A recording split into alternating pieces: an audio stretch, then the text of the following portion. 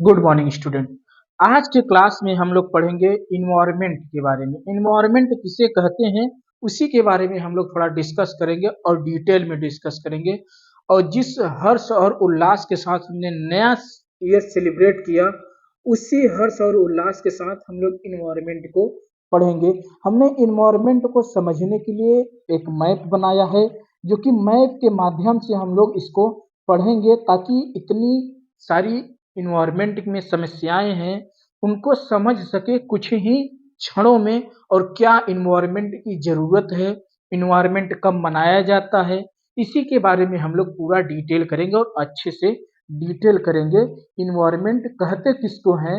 Environment का मतलब ये कि जिसमें लिविंग और नॉन लिविंग चीज दोनों उपस्थित हो, उसी को हम इन्वायरमेंट कहते हैं। इन्वायरमेंट जैसा कि हमने बनाया है दो पार्ट में करके, एक होता है जीवन साइड और एक होता है निर्जीव साइड। मतलब एक होता है स्वच्छ इन्वायरमेंट और एक होता है पॉल्यूटेड इन्वायरमेंट। इन्वायरमेंट में क्या क्या है?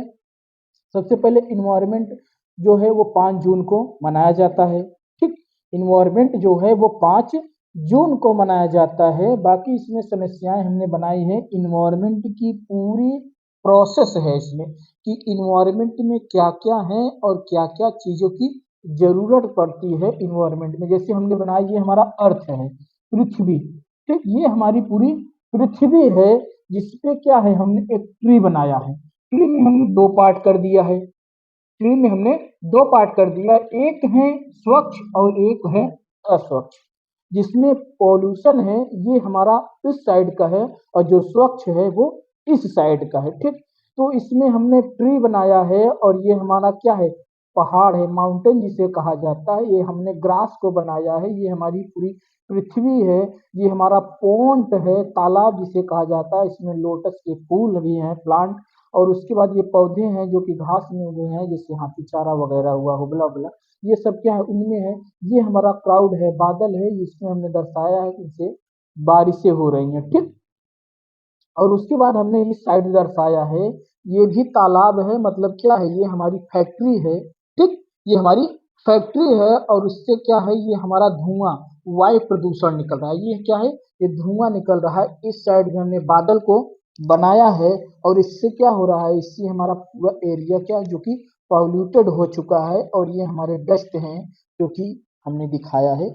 तो यही है हमारा इन्वायरमेंट। अब इन्वायरमेंट में जो प्रदूषण है वो कितने हैं? 4 हैं। कौन कौन से हैं जानते हैं? एक है एयर पॉल्यूशन, एक है अर्थ पॉल्यूशन, और दूसरा जो है वो क्या है जानते हैं? वाटर पॉल्यूशन, और एक है एयर पॉल्यूशन।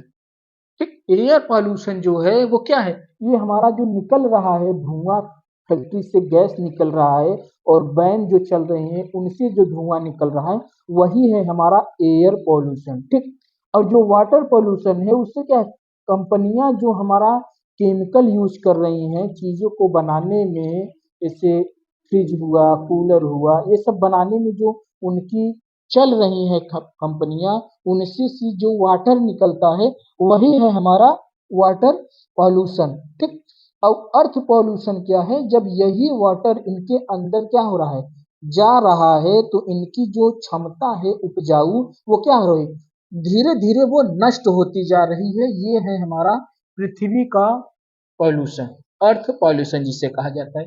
और ये यहाँ एयर पॉल्यूशन, एयर पॉल्यूशन जो उनसे धुआं निकल रहे हैं उनको बताया हमने।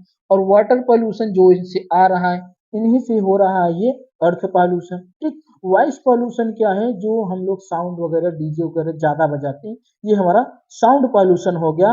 और इस साइड अब हम आते हैं तो ये हमारा स्वच्छ है, जो कि पृथ्वी हमारी क्या है, स्वच्छ है, जिन पे ग्रास वगैरह सब उगी हुई है। ठीक, पहाड़ है जिनसे ये पानी झरना है। ठीक, ये हमारा इनसे निकल रहा है। और ये जो ट्री है इसमें क्या है, ये सूख गया है और ये क्या है, स्वच्छ है। ठीक, इसके बाद ये क्या है, बादल है, जिनसे बारिशें हो रही हैं।